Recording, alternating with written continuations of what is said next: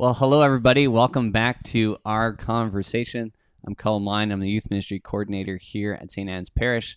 And on my left, we'll start on my left today, we have a special guest, another staff member. Hi there. I'm Patty Pazlowski, and I'm one of the children ministry coordinators, I guess. There you go. Awesome. And on my right hand, I'm Father Matthew. I'm the pastor here at St. Anne's. There you go. Nice to have you all here again. What's new and kicking? What's exciting in our world, Father Matt? I think you want to kind of guilt me that we didn't take advantage of a tradition. You just know. So there's I think you know how they have in the world today. People make up these international day of whatever, like donuts and pirates and different sort of kind of made up celebration days. I was going to say like right? Women's Day or Secretary's Day, No, but sure, Donuts Day. Like those are real serious days we need to recognize. But this is more on the level of the Pirate Day. The blog official. But a week ago, in what was the date? September 8th or whatever. I think it was a week today. Yeah. A week ago today was International Buy a Priest a Beer Day. Another one of those wonderful days that we celebrate. And I know you were actually good enough to invite me for this, to buy me a beer. Colin was. This is true. Except on Wednesday evenings, we have adoration and confessions. So I sacrificed the beer feast in order to celebrate my priesthood by going to adoration and hearing confessions, which was not a bad way to spend the day. Bring the sacramental life to us. We appreciate that.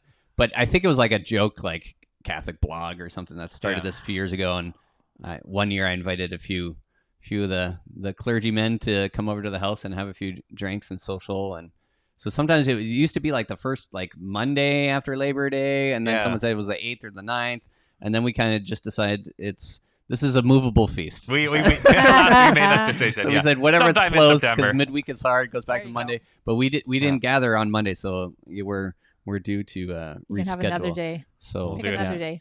I thought we might have one here, but we're recording this in the morning, so we are just having coffee with this conversation. There you go. Yeah, it's all proper on the up and up over here. But how about you guys? Anything exciting this last week?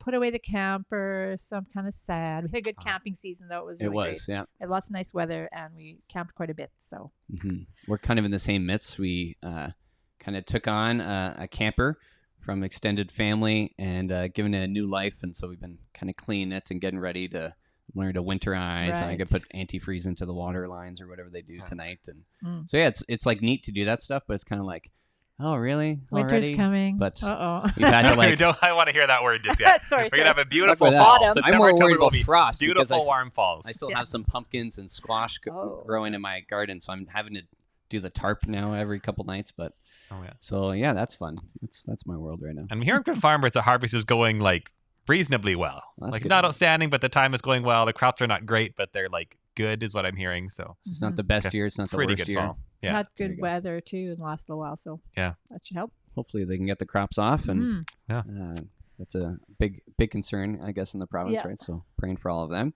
And so to the homily. We're going to jump into the homily. So Father, why don't you hit us with the recap? Sure, So quick kind of rundown reminder, those who heard the homily a while ago, but apparently don't remember every word I say when I'm preaching, which I don't either, so I understand. I'll give a little rundown. So the gospel, of course, was the teaching where Peter says, do I have to forgive 7 times? And Jesus says, no, 77 times. Mm-hmm. And then he tells a parable about the man who's forgiven a huge debt by his Lord and then doesn't forgive his fellow servant a really small debt. And then he gets called back to the Lord and thrown in prison. And it's a call to forgive so that we will be forgiven, or if we don't forgive, we will not be forgiven. And so that was it. That was the gospel. And forgiveness is always an important, I find it a hard thing to talk about. Yeah. And important because it is, like, I know in confession, it's one of those commonly confessed sins that I do hear quite regularly. And it's often the fact of people saying, like, I want to forgive this person. And I've said the words, I've tried to mean them, but the anger, hurt, frustration, that's still there. And so that was the question I brought when I went to the homily, is like, because often in the moment of confession, I do the best I can in the moment, but I don't think I usually answer it very well. And that's why absolution is the most important thing, and that I can always give, even if I don't know what to say to the person. Mm-hmm. And the grace is the more important part. But if I had more time, like, what do we make of this call? Especially because, like, Jesus says, if you don't forgive, you will not be forgiven. But then we have this experience of, I want to forgive, but I can't. But it just won't let me go. Yeah. Like, what do we do with that? Mhm. So then, and then we'll open the conversation as soon as I finish this last bit. But I thought what I would try to do for the first part of the homily is to change how we frame the gospel, like how we approach the gospel. And often we do have a tendency, and it's a reason one, to see the gospels as primarily a moral exhortation from Jesus. Jesus saying, this is the way that you guys should be living. And then like we try and we often fail is sort of how it goes. And then he forgives us and we try some more. But then I thought, well, maybe that's not the only, maybe the best way to see it. Mm-hmm. Because if you look at how Jesus saves us, what redemption is it's not us on our own efforts trying to live up to this high bar that Jesus sets. But it is primarily God's grace at work in us and Jesus transforming us into what he calls us to be and transforming us into himself. Even we have in the church this idea of divinization, to be made as much like God as we're able to be as humans, essentially. So it is redemption more about transformation of life than just our own moral effort. Yeah. So, I don't know. Open up from there. There you go. Yeah. We had shared, again, in the Lectios of all this type of stuff. And I just appreciate homilies like that when it's like, okay, it's about the image or it's about the path of, the journey of holiness, right? That it's a struggle of holiness to improve that. Sometimes I struggle with some of these gospel readings when it's like, I couldn't remotely do that perfectly. Yeah. Right. And you can become overwhelmed with guilt and shame because you look at your past histories of, oh man, I can't, I try and I keep failing. And sometimes that can overwhelm you and lead to despair. And so I think to have this kind of, view, right? To say, no, you still need to forgive and go. But this, we're also showing this is the work of God, right? And what he's calling us to. And as God's showing us, this is what redemption looks like. This is what I'm calling you to. Yeah, this is the path that I'm inviting you on. I think you had used that language too, and I was like, wow. He not that I should be shocked, but I was like, you spun this hopeful because something. Yeah, but true. like honestly, sometimes if you just took some of Jesus' words just as pure moral instruction, it could lead to despair and not hope, right? Because it seems so daunting.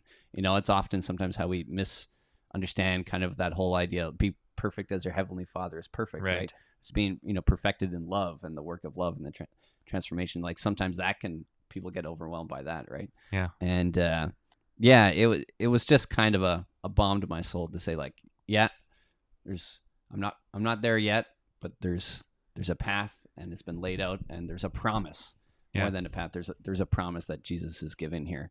And, I think I just needed to be reminded of that, And so today the gospel was about that story about how when I was a child, I did childish things, and I've given up those childish things now, and with relationship to this, I think for me, if I could be more like a child, because when the children go to reconciliation, they always come out so transformed instantly. It's like they know now God's forgiven me, I'm free and I'm clean and I can go on. But we always have all this stuff back inside of us and we pull it out all the time. And if we could be more like kids, I think maybe we could forgive easier. That's a good point. Huh? Like even you think of like kids will fight and then be friends, like very quickly and forget all about it. Yeah, it's over. Yeah, it just leads me to, you did kind of the different extremes, right, of some of the ideas of forgiveness or understand of mercy, right, of the Protestant view and Catholic view, sometimes when it goes asunder.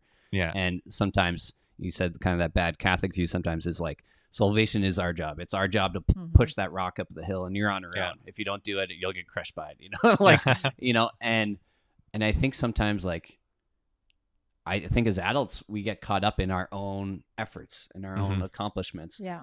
But to the other end, we also see our own failings, right? That all the work is on us or all the failing is on us. Yeah. And that's where like our faith can make us like harsh and rigid and brittle. Yeah. And I think that's in part if we approach it in this sense of like, I need to grit my teeth and do all these things. Yeah. But if I see it as my job, like that's exhausting. And I know like, and as a preacher too, there's always like someone who gives homilies, it's always a challenging thing because like the easy thing to do is just say, oh, here's a reading about forgiveness. I'll talk about how we need to forgive. And frankly, I kind of did that last week when we had the gospel about if someone sins against you, go to them. And there my focus was much more on like our obligation and what God calls us particularly to do. But so this was like homily was a good reminder for me to not only do that, but also look at, and it is always primarily within the grace of God transforming us. But it's easy to lose sight of that when you read the Gospels sometimes. Yeah, even though it's, second, it's kind of going back to say like, okay, yes, you have personal responsibility. We might talk about a little bit later of like where you're being called to, but like you can do this because of Christ, right? Because of God and showing. Or we're like, God can do this in us. Yeah. And our job is to cooperate with that. Yeah, right? It's like it's the work of salvation, being played out, but it's not on your own efforts. Right? Yeah, and the work is primarily the work of Christ. Yeah, that he's Christ's love and forgiveness is flowing amidst us, right? And we're just a tool, in some of those ways too. Yeah. But do you see that too, Patty? Like, I don't know, in your own life or in your ministry here, the tendency to focus on the gospel as moral instruction. Yeah, it's hard. Like, I think when you said that in the gospel or in your sermon, it kind of twigged me a little bit to say, hey, I don't really know if I was thinking about it this way. I was thinking of more climb the mountain, God's at the top, sea's going to fall, sort of. I mean, but I have to think more, and same with kids, try to tell them more about it's a work in progress. You're getting better and better and better all the time. And hopefully you'll be more and more like Christ. And the work is primarily the work of Christ. Like, I think that's the thing that you need to constantly keep in front of us. Yeah. And I think you had the notes in here, but the word transformation, is pretty pivotal to this kind of maybe approach in your reflection of what Christ was offering here, is to say, it's not just about the action or reconciling, but it's a changing of relationship. It's a changing of your heart, right? Even the idea of like, it's not just saying the words of forgiveness, but it's, are you forgiving with your heart, right? Like that's the deeper, kind of harder, uglier, but that's the more profound change, right? Is when we can kind of have that release in the heart, and inviting God does that, right? And I think I just saw the note here. I don't remember it on Sunday, but I just love the line of this. I remember the transformation, but you just said, redemption is not God accepting us, but leaving us unchanged.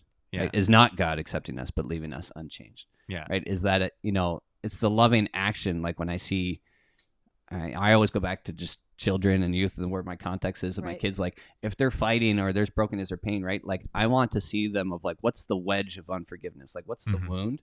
But I want to bring that relationship. I want to bring my son and daughter closer to each other. Yeah. Right. I just don't want to say like, stop fighting, bring peace. Well, like that's the first practical thing a parent does, right? But ultimately, it's like I want them to grow in love for one another. Right. I want to take them to a new place. Yeah. Yeah. So then we've got that frame that this is God's work in us. Jesus showing like the possibility of the life he calls us to as we cooperate with him. So then you have to go particularly to the gospel. And we do still have this call of what does it mean to forgive? And this call to forgive 7 times and then 77 times. And Patty, do you want to start us off with this? Sure. How does that speak to you? Well, again, I guess I'm more literal, and all my life have thought it meant this same person is going to do 77 different things, and I'm going to have to forgive them 77 times, but not thinking about the people that have done something and I'm trying to forgive them. And some days I do, some days I'm like, yeah, I can let that go. And then the next day I'm like, oh no, I can't let that go. Yeah. So I have to work on that over and over and over. And this is the idea you're saying of forgiving that same sin again and again and again and again. That's right. Yeah. Over and over. As it comes back to us over time. Yeah. And that I will admit, so I think we've mentioned before that as a staff, we do our Lectio with these readings. And sometimes I steal things from the staff. And this was totally a steal from Colum. And I'm sure it was Colum who had that insight on the gospel. I thought that was great. Because I, like Patty, I always took this to mean like, this person sins against me and I forgive, and they sin again and I forgive. But Colum had brought the idea of like, sometimes the hurt just keeps coming back. And as a call to forgive that same sin again and again. So props to you. Well, I don't think it's any unique experience or insight of my life. I think honestly why I shared that was like, that's my struggle with forgiveness is that. So maybe that's my insight came out of my sin. Like it's just like, that's what I'm constantly having to go to reconciliation about, or going, that is not like lots of different little details, but it's the one wound that I won't let heal, or I won't let God heal it. Does that almost make sense? I don't know if that's perfect language. Is like, I've sometimes said, and I talked a little bit last year, or last week about, even some relationship past works and environments, I would be frustrated by this or going in there, and you'll say the right words, you move on, but then it's like that week later, be like, no, I'm not good. Yeah. I'm still angry. Yeah. Or you get a Facebook memory of something, and Yeah. usually Like, those is it- trigger good memories, but sometimes it could be the other way, right? Yeah. And that's the thing with me. I'm stubborn and I'm Irish. Is we like to live in the same rut over and over again. Like I think it's a human reaction. Yeah. And but that's just very prevalent in my life, right? Is that Mm-hmm. I have a hard time letting go, right? Yeah. And I think a little bit of that for myself, and then maybe you guys can share your struggle, what is the root of it, but I think for me sometimes is I honestly maybe don't believe there can be transformation. Or I don't know what the transformation looks like in that relationship or Okay. truly forgiven from the heart. Yeah. Is maybe I don't believe that God knows how much I was hurt or how sorry I am for the hurt I inflicted. Like either way is, so I think sometimes I think it's a lack of belief, and trusting God that you really, God, I'm going to surrender this to you. And I know, and I trust that in your time and in your way, you're going to bring this to a new place. Yeah. Or for me, it's sometimes it's like, well, when this happens, then I'll for sure forgive. Oh, Because okay. there's something still coming up, or it's the same thing, except you think by this date or something. I don't know. That's just happened to me. Well, that's too. interesting. And so, Yeah. so is it a matter of like when this person does the thing that I'll forgive them, or is Yeah. it more like, oh, okay, Sort of like that. Like if they will only do this, then for sure I'll forgive. oh yeah, what Like you're happened. waiting for a moment or a sign Yeah. or like But then you have to go. you do this action. No, you Yeah. can't do that. Yeah. That's and just part me. of that I think too, I know because I feel it myself, as I've been there myself, and part of what I try to tell myself is like my lack of forgiveness of this person, like who is it hurting? Mhm. And in Yeah. fact, it's hurting me. That's Yeah. right. Like this person might not even know how I feel, right? They might have totally forgotten about it. Right. So when I don't forgive, like it's just keeping the pain for myself. Yep, I agree. Yeah. And another thing that I found as well when it comes to these like long-term forgiveness, right? When the hurt Mhm. comes back again and again. Mhm. Sometimes I think it's not just a matter of us not being willing to let it go, but sometimes I do just think like wounds take time to heal. Yeah. And that's true of physical wounds. I think it's true of emotional wounds as well. And then what I try to do, and especially when I think this example of forgiving the same sin every time it comes up reminds us of, is like just like with a physical wound, I can bandage it and like be careful with it and let it heal, or I can pick at the scab and it's not going to heal. Right.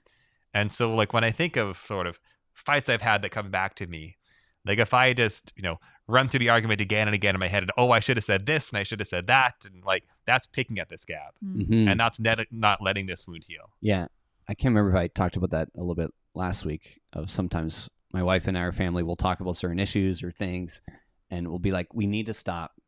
Mhm. Like, and at some point it could have been like a release valve, but then it's like it's turning into picking the Yeah. scab. That's And- gossip too, huh? Can be a picking the Yeah, scab in a way. I think that's Yeah. maybe where it was coming from. Yeah. And it was, I think there's a fine line when someone's like, okay, not we're done with it, but I'm not going to talk about this anymore or go there, right? That maybe people are like, oh, you're just avoiding the pain. It could be in a sense, but I think there is something to be like, I need distance or Yeah. I need time for that healing to go on. And I'm choosing to let this go. And I'm choosing to let this go and for God to enter into the space and into this time and to do the quiet work. Mm-hmm. And sometimes it's proximity and some of those, repetitious sins or relationships where I feel there's still work to be done is when I find there's just distance for a while. There's one I can think of an example. And honestly, we just didn't interact for a long period of time Mhm. and then came back together and I was like, oh, we're good.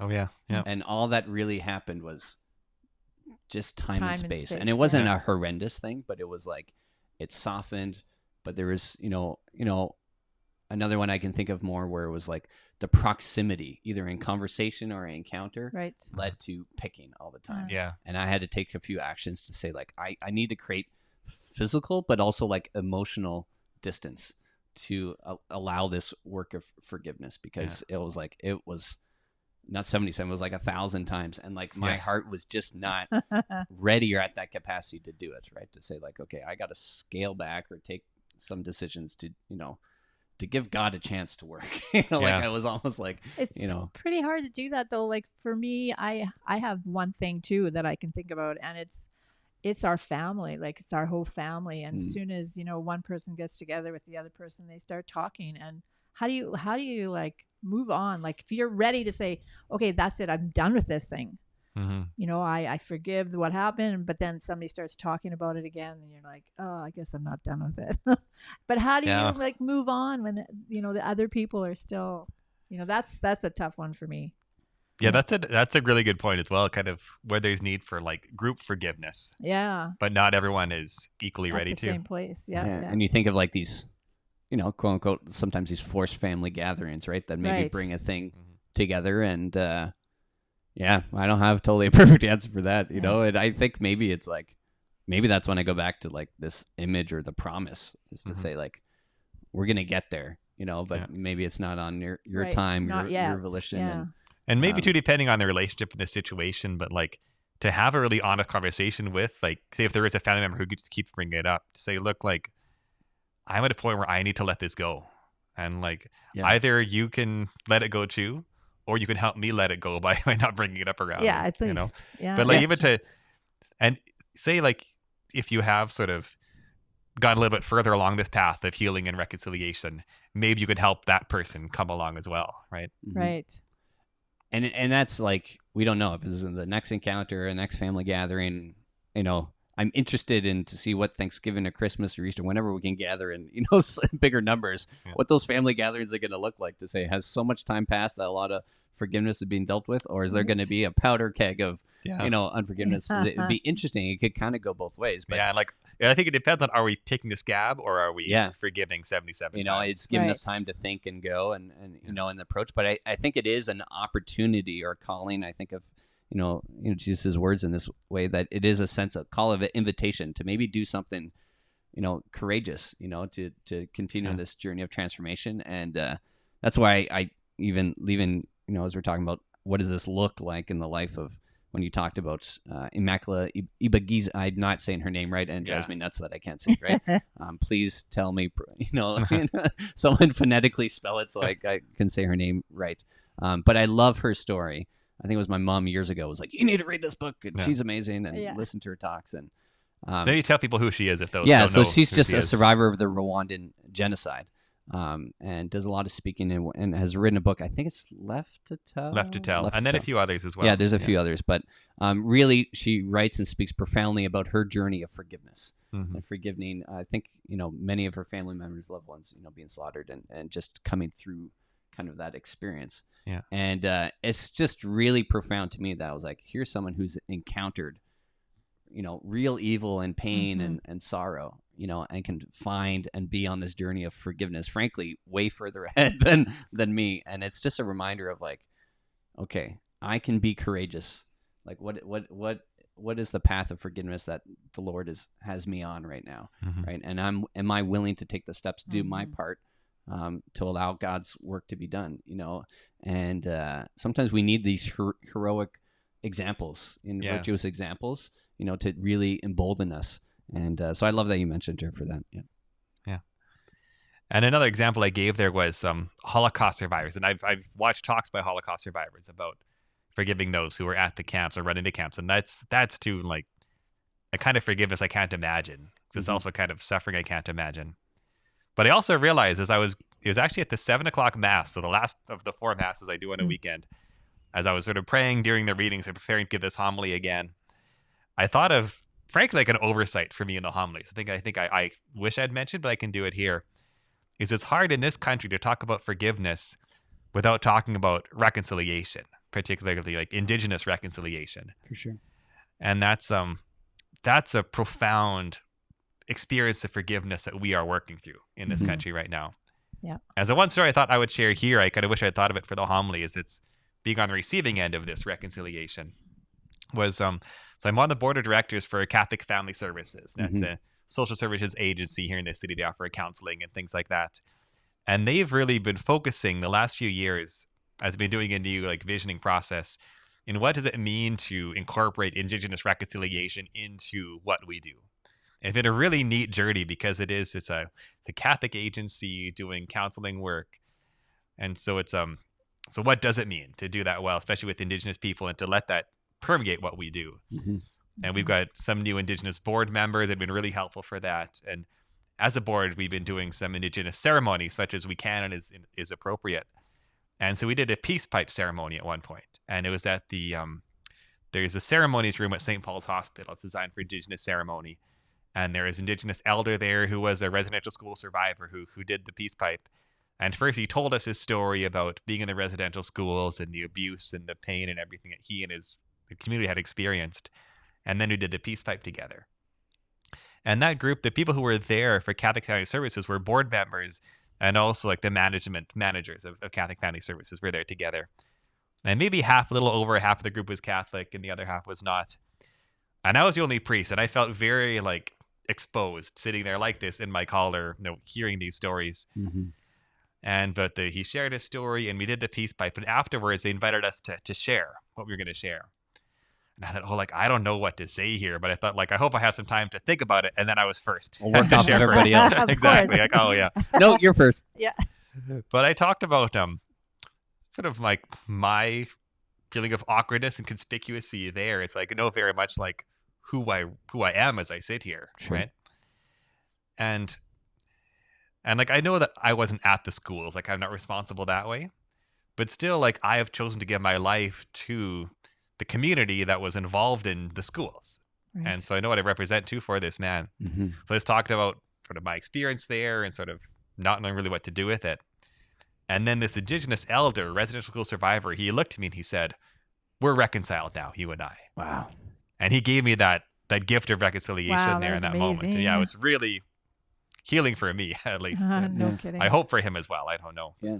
I loved how do you phrase that? You said, he gave me the gift of reconciliation, and amazing. Yeah, it's just beautiful language because like, I don't know, but like you're going in there probably not thinking. I was like, I'm going to get a gift of reconciliation. Yeah. Out of this, I hope I get a gift. Wow. Yeah, that's amazing. And I think it's such a great, practical, vivid example of where it's getting played out in our own reality in the context of where we are. And I know as, middle class, Irish descendant, skinny white guy, growing up in Toronto and Calgary and suburbs life, like I was very isolated and frankly disconnected to this reality and protected and frankly probably ignorant to a lot of this history and the pain in our country and our church. And I remember coming to Saskatchewan and coming to the diocese and starting to work, and I was like, what is all this, and then it was hard sometimes to like be, not to say to not care, but to feel an ownership. And then it was almost like there's this tension of saying, and I can see it sometimes that we go to say, well, I wasn't there. Right. I didn't do this, but I think like the wisdom of what you said of saying like, but I represent, like I've chosen to serve this church that has in the past hurt you and your family. And there's a generational, wound, from a sin that has continued on. And some of that, there's still structural stuff that needs to be, changed and forgiven and made amends. And to say, there still can be personal responsibility, even if you didn't have personal, action connected to it, and that was a hard thing I had to work on because usually I always connected my action, my responsibility, and to say like, but I'm part of this. There's a bigger, a bigger piece at play here. And I think the way we're working through things in Saskatchewan has been going really pretty good. I think, and I'm not Métis or Aboriginal at all, so easy for me to say it's going good. Yeah. But I think we're trying really hard to move through the steps and not even realize, like for me, not even realizing how many steps we have to get to before we can actually get to reconciliation, because there's so many things that have happened on the way, and we're only just learning about that stuff now. So yeah. And I mean, and we're doing a lot of action, but I also think of, he had a quote in here, this gospel is also an image of what is possible.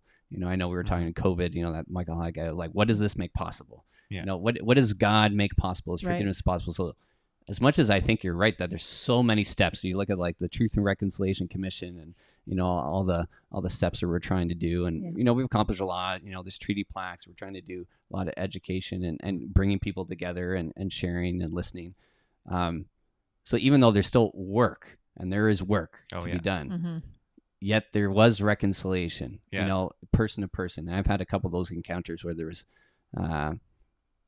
just a relationship and connected into our Aboriginal community where throughout no ill intent, but I had done some wounding and it came to attention and we had to do a bit of a sharing and a circle. And there was an experience of forgiveness. Wow. And I didn't realize how much I even needed that, you know, even though it was a painful experience, but to understand of like, wow, I needed to go through this to understand how much I didn't even know. Yeah. You know, and so now it's like now I feel I'm in it, you know, that this mission, you know, I have a role to play into it, right? And sometimes it's not always obvious, right? But even just allowing God to present this situation to say there is another level of transformation, you know, that needs to happen True. in yourself and in this community and in this relationship, right? Yeah. And was not something, again, kind of your situation. Maybe I wasn't seeking it or thinking I needed it, but was profoundly grateful on the other side. Yeah. Yeah. Yeah. And one thing too, it is maybe one last point on this reconciliation journey that we're on. One danger I think that we face is like symbolic action can be powerful, but it can also be empty, I guess. And I just think of it in terms of, you know, when you go to an event and people say, I want to acknowledge that we're on Treaty 6 territory. Like it's a good acknowledgement. If that's all we do, we have failed. Yeah. And sometimes I think we can think, oh, I've acknowledged this. Look at me. I'm so reconciled. Yeah. Or even here at St. Anne's, we put up a treaty plaque. I'm glad that we did that. But if we think, look, we got the plaque up now, we've done reconciliation. Yeah. Like we've barely taken the first step Right. with those things. Yeah. And it is a lot more, at least I would think, is it is on these one-on-one encounters, which is where reconciliation happens. Because I guess that's the hurt happened one-on-one, right? It's people hurting other people. True. Yeah. And so the reconciliation too happens one-on-one. And Yeah. one thing I've heard too from Indigenous people is they say it was 7 generations of hurt. So it's 7 generations of healing. Oh, Yeah, I've I heard And see. we're at generation 1 at this point. Yeah, which is mind-blowing to think, right? But to say, if we can do 7 generations of pain, you know, through our own action, we could do 7 generations of healing, right? Yeah. Inviting with the work of God, you know, Yeah. leading us. And I've experienced so much hope too, right? Like they Yeah. say, like, this is possible. And you get these stories, you know, Michael, but like your story as well locally of, you know, right relationships, you know, that this is something we can strive. And I think we need to share those stories, you Yeah. know, and there's a beauty to that, right? To say that this is possible. And I've struggled a little bit too sometimes with, you know, the statements of we're on Treaty 6 or the plaques. And not that I don't think we shouldn't do them, but I'm worried. I was like, is this going back to earlier in the homily, like, you know, we're putting the white covering over the menorah, like to say, like, is it empty, you know? Yeah. And so sometimes I had my aversion, and then I had to calm myself and to say, it can be if you allow it to be. Yeah. Right on. You know, is ultimately it's like I try to see it now when someone says at a meeting, you know, we're on Treaty 6 territory, or I walk into the doors of the church and I see that plaque. I'm like, that's not empty or a thing we just did in time. We moved on. Every time I see that plaque, it's a reminder. When I see that Yeah. plaque with my kids, it's a reminder. What conversations am I having with my children? Right? Yeah. Have we talked about this? Have we gone through some of that stuff? So, to me, they're reminders of checking on where am I on this path of transformation that, you know, God is calling us to. So I think they're only empty if we let them be. Yeah. Yeah. Yeah, and I think like a lot of these are like really strong, I guess, symbols of what has happened, like Holocaust survivors and the residential schools. And for me, I just think, man, if they can have forgiveness, why can't, or, you know, give forgiveness, why can't I? So I even wrote here, I need to try harder because if they can do it, I'm sure I have to try harder and see if I can too. Yeah. But even there, I agree with the try harder language, but I'd want to kind of frame that too within like that is Salvation. primarily the work of Christ. Right. Right. If he can try harder inside of me. Yeah. Yeah. And also the sense of like going back to say, like you said, you could, I know where you're going, but to say, well, okay, it's not the rock up the mountain or this idea, you know, and God just looking, but to say, back to your thing of like the idea of an image, to say, I'm going to try harder or work harder because it's worth it.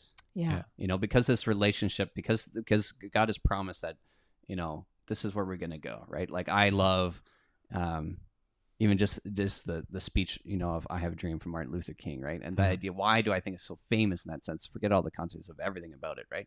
Was the picture that he paints, Yeah. right? That I think raptured so many people, right? And I think when I hear stories of reconciliation and forgiveness and seeing lives transformed, right, and just a release from bondage of unforgiveness and sin, and being in this space of freedom of love is like this. This is what we're called to. This is worth it. This is what God wants for us, and so it's worth being in the work of it, right? So it's in a way like the power of hope as well. Yeah. And maybe the last thing I'd want to say here, just sort of some suggested prayers I threw down there in terms of when this hurt comes back again, that I think is a good summary. So let's say like weeks, months, years later, the hurt comes back again, to say, Lord, I forgive, help my unforgiveness.